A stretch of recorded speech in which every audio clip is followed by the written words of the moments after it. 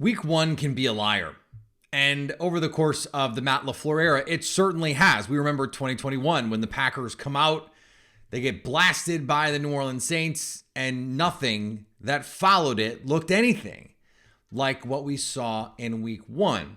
But as we look forward here to try and figure out what the Packers are going to look like in 2023 with some new moving pieces, go back to week one in 2022.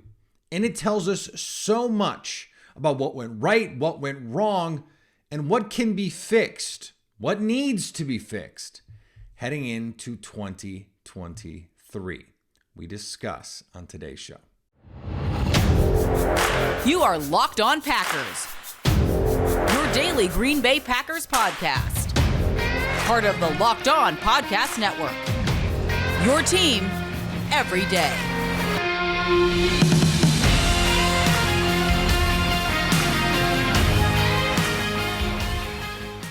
You are Locked On Packers, part of the Locked On Podcast Network, your team every day. I'm Peter Bukowski, and I cover the Packers for The Leap, a newsletter I would love for you to subscribe to. Follow me on Twitter, Peter_Bukowski. Follow the podcast on Twitter, Locked On Packers. Like us on Facebook. Subscribe to the podcast, iTunes, Spotify, Google Podcasts, wherever you find podcasts. You'll find Locked On Packers, the number one Packers podcast on the internet, and the show for fans who know what happened. They want to know why and how. Today's episode brought to you by our friends at FanDuel. Go to FanDuel.com/lockedon to get a $1,000 bonus bet back with a no sweat first bet for new customers. That's FanDuel.com/lockedon. I was going back through some of the games last year because I was trying to find some through lines with the losses. And I started with the first game of the season because, as you may remember, the Packers lost. And what I found as I went back through it, there was so much that foretold everything that would happen over the course of the season. Good, bad, and some crucial lessons about this Packers team, about this Packers coaching staff, where they need to get better, all kinds of things. There's an incredible amount of insight in hindsight into this. We couldn't have known it now, or we couldn't have known it in that moment the way that we know it now. I think there are some things that were easily predictable. We'll get into them. But there were also things that were in that moment unknowable, like the Christian Watson drop. But I want to dig in almost possession by possession, because there's something in there that we understand, and we can point out now with the benefit of hindsight and go, okay, this was real, this wasn't real. On the very first possession of that game, the Vikings go 10 plays, 78 yards for a touchdown. Now, they did need to go on 4th and 1 to get that touchdown, but it was a walk-in Justin Jefferson touchdown, and Justin Jefferson ate them up on this drive, in part because they refused to play man coverage, and they just blew assignment after assignment. It wasn't Justin Jefferson going out and cooking every DB on the Packers. Like, he's in coverage against linebackers. He's in coverage coming across zones and not being marked, not being accounted for. This sort of miscommunication defensively is inexcusable, especially among veterans. This was a team loaded with veterans. Yes, Quay Walker was a rookie. Basically, everyone else on that defense they were like legit veterans, like Eric Stokes, second-year player, but everyone else, like Adrian Amos, veteran. Jair Alexander, at this point in his career, veteran. Darnell Savage even, real veteran. Devondre Campbell, Preston Smith, Rashawn Gary, Kenny Clark. I know those guys aren't running in coverage, though. Famously, Preston Smith did a couple times. This sort of miscommunication, and we talked about it at the time, at a certain point, that's on the players as much as it is the coaches. You have to know how to play quarters. And you may recall, everydayers will remember, I had Dante Whitner on the show, and I talked to him. I texted him after I was going back and watching the film, and I texted him a clip of one of the big plays to Justin Jefferson.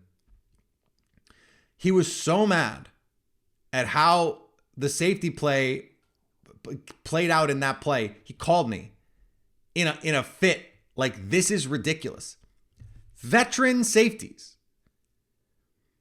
That, unfortunately, for most of the season, at least until the bye, they worked some things out at the end. That had to change, and eventually it did. That miscommunication, though, the busted coverages, that marked this defense for a number of weeks over the course of the last few years, really. Now, less so 2 years ago, 2021, they did not give up a ton of big plays. But last year, there's miscommunications. There's really, it seemed like no game plan. They didn't seem to change anything up. They just sat back and played this static cover 2 shell. That was really going to work against Justin Jefferson. And then when it wasn't working to really not make any significant adjustments, you had all offseason to plan for this. You know what's coming. It's Justin Jefferson. So this is the kind of game. Now, the Packers made the adjustment in Week 17 last year, beat the brakes off the Vikings, and thank goodness they did. But this defense, they have a lot to prove. They have a lot to prove, and this coaching staff has a lot to prove. There's a reason Adrian Amos is not in the building anymore. There's a reason Joe Barry, I think, is coaching for his job. And it's games like this. Now, the first Packers possession. We all remember the first play. And the thing is, the instinct was right. The instinct was right. Christian Watson is good. He's really good. And we couldn't have known it in that moment. Though I did say it on Twitter that, look, this play has a chance to either define him as a player or end up being a funny footnote on an illustrious career. And it feels like there is no in between. He's just too talented almost. And unless injuries prevent him from getting to that next level, or apathy, and I just don't think that's the case. Not the son of a former NFL player. I think that's pretty unlikely. I just don't see it. He's going to be really, really good. And the offense needed to have been more focused around what he could do. The problem was, whether it was Aaron Rodgers or Matt LaFleur, it does not matter, actually. He got frozen out of the offense. Like, let's just call it what it was. He didn't see another target until the fourth quarter. The game is basically over. That is, we have a quarterback in that moment that has a history of freezing out receivers. It does seem like it was the comments about, I don't care about talent, I care about productivity, were aimed at guys like Christian Watson specifically because he'd already gone out of his way to praise Romeo Doubs. We know Allen Lazard and Randall Cobb are his boys. He's not talking about Samori Toure, I'll tell you that. He's talking about Christian Watson. And so it seemed like when he turned to the coaches and gave that sort of, I told you, I think we can infer what's going on there, but that's not even really the point. It doesn't matter because Matt LaFleur has to be responsible for that as well. Regardless, he's clearly, especially without Allen Lazard, the most important pass catcher on your team. The guy who can do the most. You have to find ways to manufacture offense with him, and eventually they did that, but their inability to do so and their unwillingness to do so, whether, again, quarterback or coach, doesn't matter from last year. Now, this year it matters. Because if Jordan Love is not going to sit there and pout and go, well, he dropped that first one, so now I'm going to throw to Big Bob Tunyon, I'm going to check the ball down every play, and I'm going to take deep shots to anyone but Christian Watson on 3rd and 1. I don't think Jordan Love is going to do that. or at least we don't have evidence Jordan Love is going to do that. So from a projecting forward standpoint, I don't think you're going to see Jordan Love hold grudges with his guys the same way we saw with Aaron Rodgers. And what I hope is that Matt LaFleur can be the kind of coach who says, okay, that didn't work. I need to find a way to come back to this guy to give him some confidence because he's the only guy that they have. Right now, if we're talking about guys, that is a guy. That's a dude. They only have one of those, and it's Christian Watson. So they're going to have to keep dancing with Watson because that's who they brought. And it's the only one they brought.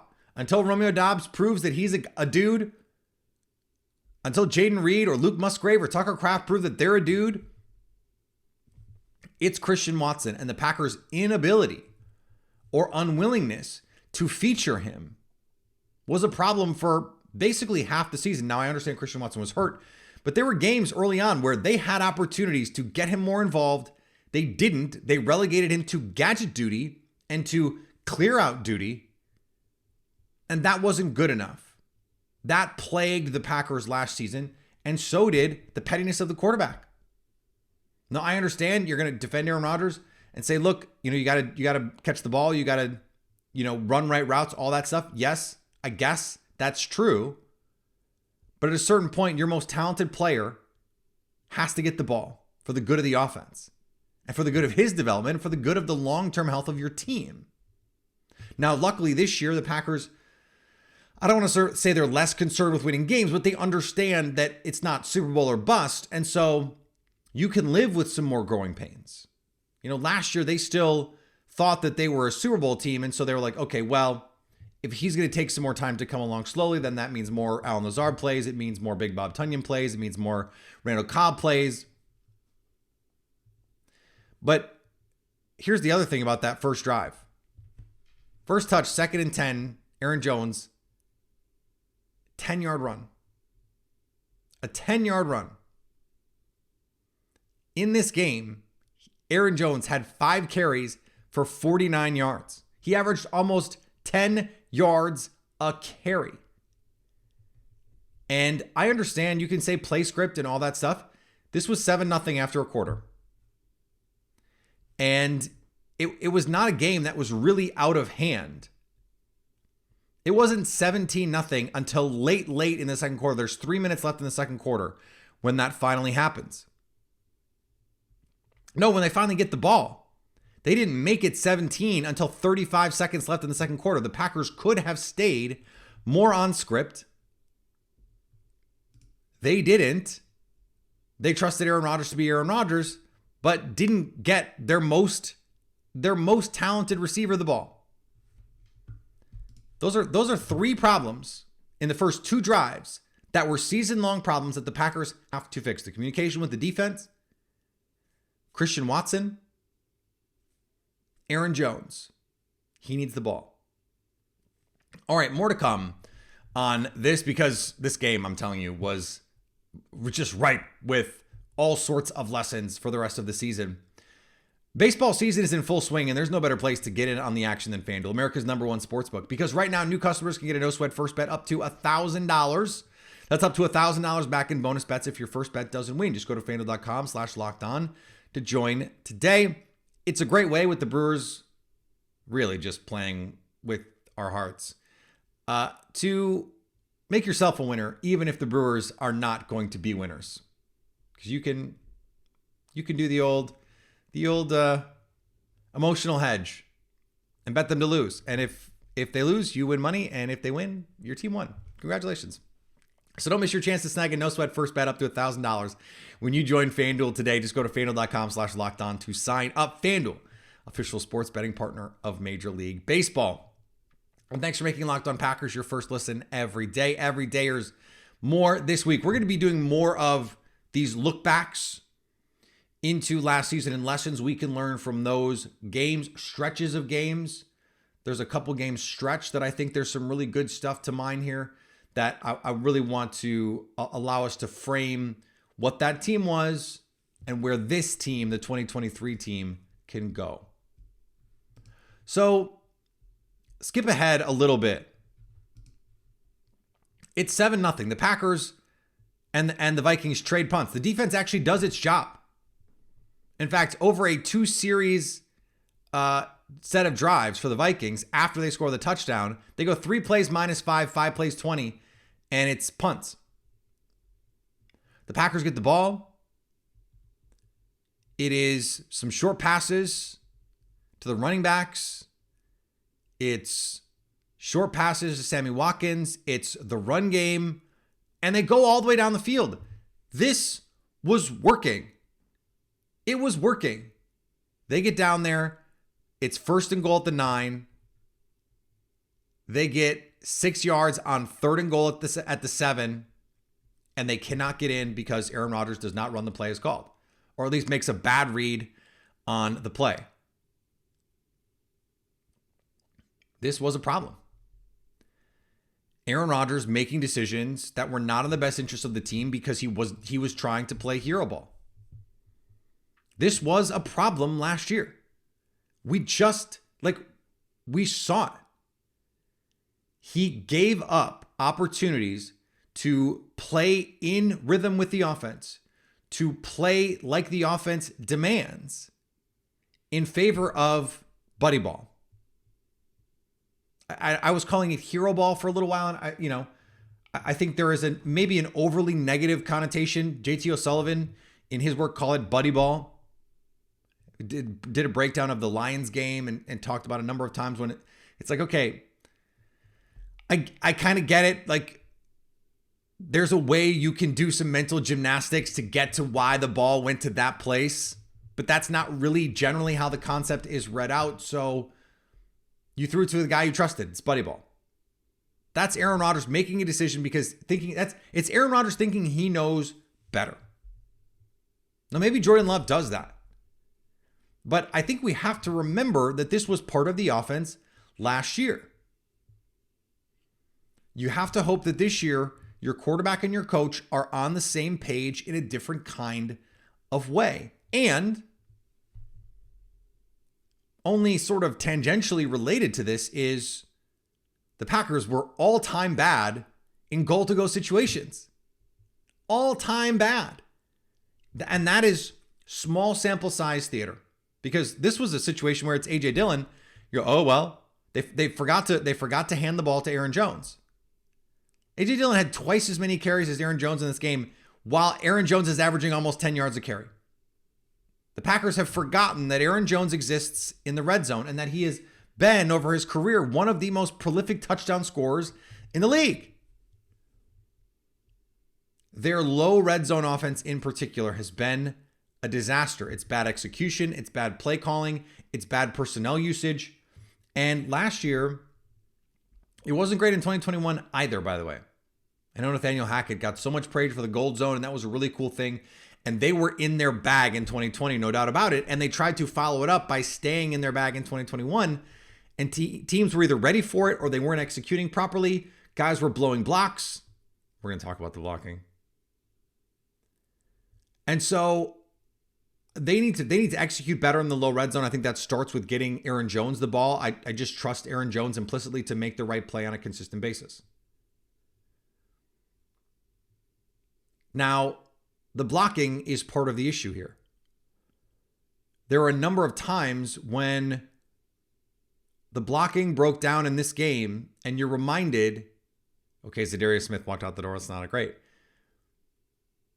You're reminded that Jake Hansen and Royce Newman were the starters for this game. Royce Newman starting out of position and Jake Hansen kind of starting out of position because he's really a center. Now they try to play him at guard, but Zach Tom was so clearly the better choice at guard or tackle. I think in hindsight, you would have done it. Play Zach Tom at right tackle and Royce Newman at right guard, which was the position that he played all of last year, rather than going on the road in Minnesota against Danielle Hunter and Zadarius Smith and Dalvin Tomlinson and Harrison Phillips, all those guys. That decision just made no sense. Now, they're going to have this year the full complement of an offensive line that's going to be very good. David Bakhtiari, Elton Jenkins. That's the best left side in football. Josh Myers, some questions. JRJ, solid player. Right tackle, probably going to be Zach Tom, but right now it's an open competition. Zach Tom, Yosh Nijman. Either way, you're going to get a solid player. This is going to be a really good offensive line, and they have depth. You've got depth at guard. You've got depth at tackle. They're trying to figure out how they maybe manufacture some depth at center, though Jake Hansen's still technically on the team, much to my chagrin. It was just a bad decision. And this offense changed when they changed the lineup. When they said, okay, John Runyon, we're going to flip sides. Elton Jenkins, you're not playing tackle anymore. And part of that was he just didn't look physically back to where that they wanted him to be. I still think he could play, certainly pre-ACL. Elton Jenkins could have been a starting right tackle and a really, really good one. I hope that it hasn't been a physical deterioration, but we saw once Elton Jenkins got back to playing the left side, he was incredible again. He was Elton Jenkins again. And it might just be the case that he is the kind of player who is an all-pro caliber guard who could, for a game, be really good for you at tackle, but over a slew of games there's going to be too many weaknesses that get exposed. Like Josh Sitton could play tackle in a pinch. TJ Lang could play tackle in a pinch. Lane Taylor could play tackle in a pinch. Lane Taylor not on the same class of players, but the Packers cross-train a lot of their guys anyway.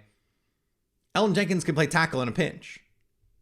If he's back to physically where he was 2 years ago, I think you can make the case that he's your best starting right tackle.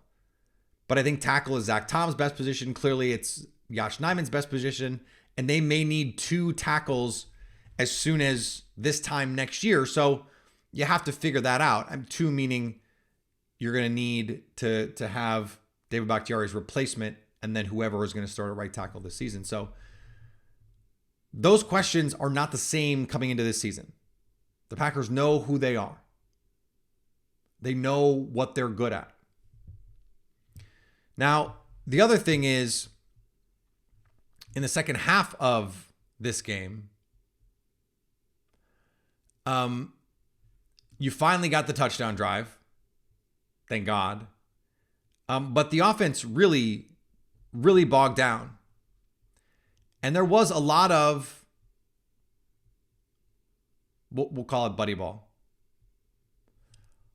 I don't know what Jordan Love coming from behind looks like. We saw it a little bit against the Eagles in a different situation because Christian Watson played in that game, Allen Lazard played in that game, and the offensive line was much different in that game. But what is his crutch? Aaron Rodgers has a crutch. It is buddy ball deep shots.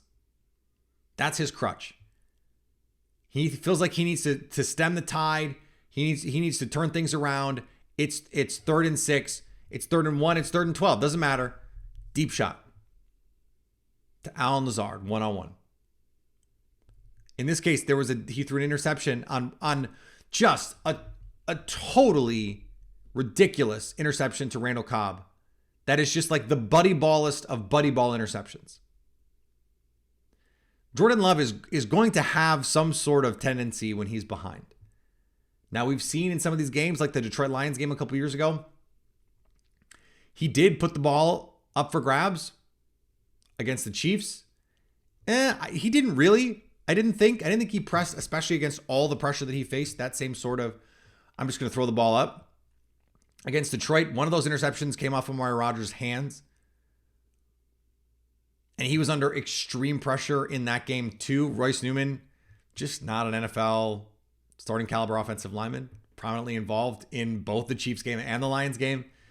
But what does Jordan Love look like in those situations? Down 16. Okay? That's a big question. Is he going to look like Aaron Rodgers?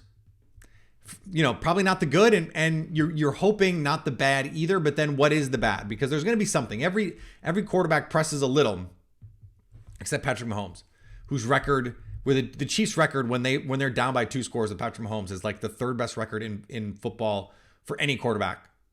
It's wild. I don't know if it's still true, but there was a point in time when Patrick Mahomes and the Chiefs under Patrick Mahomes had the best winning percentage of any quarterback. Quarterback wins, not a stat, but like the team with you starting. And then the second best winning percentage was Patrick Mahomes when he trailed by 10 points or more. It's just like bonkers. Jordan Love probably not going to recreate that. But there's going to be something. And I just thought, because this game showed a lot of those buddy ball tendencies, in addition to just like, let's put buddy ball as a bullet point. What is how do I, when I press, what does it look like? That's a question with Jordan Love. We don't have the answer to it, but we saw it in this game. All right, thanks to everyone who makes Locked On Packers their first listen every day. We hope you like starting your day with us as much as we like starting our day with you. The Leap newsletter is back. It's there for you for another week. You guys have been so awesome in this offseason, signing up to Leap.football 3 days a week. We've got, as I mentioned yesterday, our roster series coming up, most important players on the roster. That stuff is coming up. And I think I'm going to do some of these look backs in writing as well. Not this one, because we're going to spend a whole show doing it, but maybe some of the other ones we'll do in full written form, and then I'll grab some pieces out for the show. And also check out Locked On Sports Today.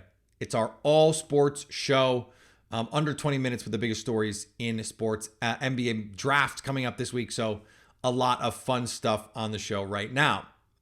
The last thing I just wanted to mention is it wasn't a killer in this game, though it was in others. Amari Rodgers is out there returning kicks, and you see Keyshawn Nixon playing special teams but not returning kicks. And it was hard, as I was watching, not to remember the difference Keyshawn Nixon made in the second Vikings game. Return to kick 100 yards for a touchdown after all, versus the first. And you have Amari Rodgers, who eventually gets cut. Like, it's hard to imagine a greater gap. A guy returning kicks who eventually is not on your team, and you replace him with a guy who goes to heights that we haven't seen since like Desmond Howard in Green Bay and becomes an all-pro kick returner. Like, that's the kind of thing that makes you go, okay, yes, there were lessons from this game, but some of it is just weirdness. To me, this isn't weirdness. This is evidence that that team is just not this team. And I was saying that last year. Oh, the Vikings fans were like, oh, we look at 23-17. It's like, yeah, okay, cool. What is the net of this in 2 games? The Packers, by a lot. Okay, so don't try that. The difference with Keyshawn Nixon for this team is huge, especially with new rules. Other teams probably not going to be returning as many kicks. My guess is the Packers are going to still give Keyshawn Nixon the green light. I hope they do, because he looks right now like he is a weapon that very few teams, if any, in the league right now have. And so I think that, it's not a difference that I think is going to, over the course of the year, win you 2 or 3 extra games, but it might win you 1. It really might. It really might win you a game. And it certainly could have lost the Packers a game. I mean, I think you can argue over the course of the 2 years or year and a half that Amari Rodgers played in Green Bay, the net effect outcome was worth at least a loss for the Packers. And so, okay, maybe your special teams, they don't win you games. Just please don't lose games. Just don't lose games. And the Packers, unfortunately, their special teams have lost too many games for them, especially in big moments. Sorry to end on such a sour note there, but remember, it was made to remind you that Keyshawn Nixon is coming back. He's going to be the kick returner. It's going to be awesome. Keyshawn Nixon is an easy guy to root for. So very glad that he is back in Green Bay. Back tomorrow, much more on Locked On Packers. Follow me on Twitter, Peter_Bukowski. Follow the podcast on Twitter, Locked On Packers. Like us on Facebook, subscribe to the podcast, iTunes, Spotify, Google Podcasts, wherever you find podcasts, you will find Locked On Packers. And anytime you want to come hang out with us live on YouTube, go subscribe to us on our YouTube page. And if you're watching us on YouTube, just go click the button, subscribe, so you can stay Locked On Packers.